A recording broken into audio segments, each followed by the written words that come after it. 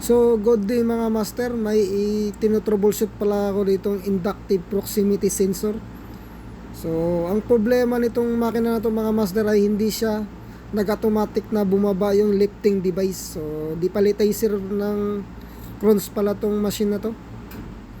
So, dito nakikita kong problema mga master dito sa high level sensor na to. So, ito yung inductive proximity sensor.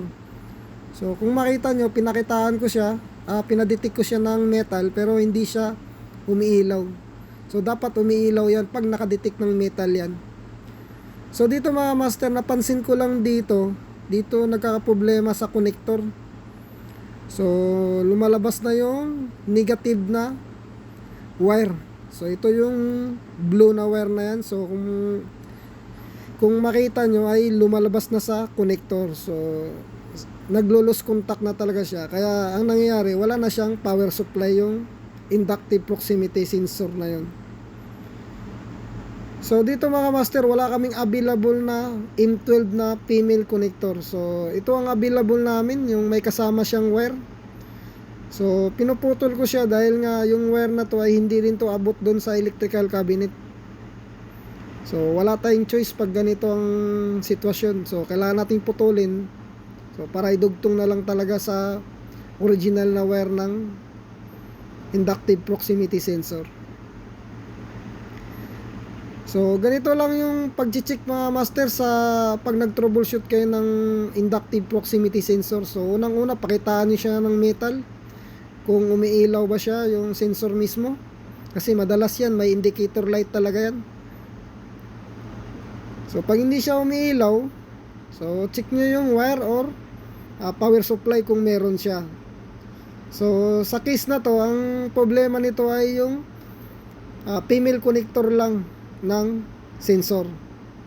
So kaya ito lang talaga ang papalitan natin. So yung pagdudugtong nito mga master, so ang ginagawa ko, inuuna ko yung negative na power supply. So mag-iingat lang kayo kasi nga ito ay direct to sa PLC ang signal nito, no. So pag nag-short ito, pwedeng sirain yung ibang device nyo.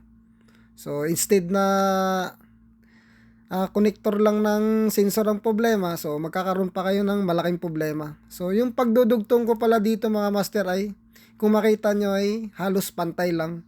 So wala tayong problema dyan. So nakadepende sa diskarte yan ng pagtitip. So yung ginagawa ko dyan, pag nagtitip ako dyan, so hinihiwalay ko yung positive at saka negative, pati yung signal. So hindi ko siya pinagdidikit. So ganito ang diskarte ko pag nagdudugtong ako ng low voltage man o high voltage na wire. So ganyan ako magdudugtong mga master. So nasa diskarte lang yan. So dito mga master, kung makikita nyo ay umiilaw na yung sensor natin. So naikabit ko na yung wire na dinugtong ko. So ang gagawin natin dito ngayon, dahil okay na, so nakaposisyon na yung sensor at nagbibigay na siya ng signal. So subukan natin patakbuhin to ng automatic. So i-start natin siya ng automatic. So para makita natin kung automatic ba talaga siyang magbababa. So pag bumaba siya ng automatic, ibig sabihin yun lang talaga ang problema, yung high level sensor na yun. Kasi yun yung nagbibigay ng signal para bumaba tong paleta na to. Kasi nga wala na siyang laman na bote, paleta na lang talaga. So yan master, kung makita nyo, so 100% talaga na yung proximity sensor lang ang may problema. So hindi siya nagbibigay ng signal, kaya hindi nagbibigay yung PLC output na ibaba yung lifting device.